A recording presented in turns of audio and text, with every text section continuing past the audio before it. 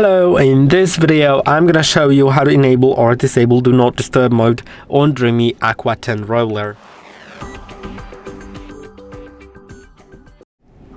To do it, you can go to the three buttons in top right corner, then go to your more functions button. Now you'll find Do Not Disturb mode and you can turn it on at a certain schedule.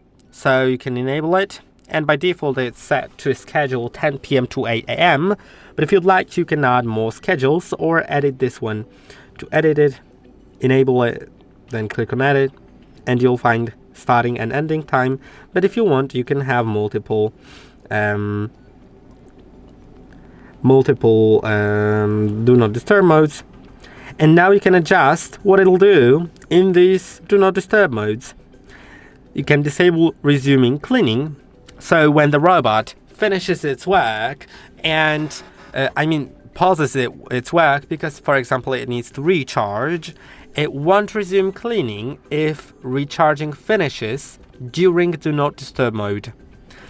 Disabling auto emptying means if the robot finishes cleaning once the Do Not Disturb mode is already on, it will auto empty once the Do Not Disturb mode is off.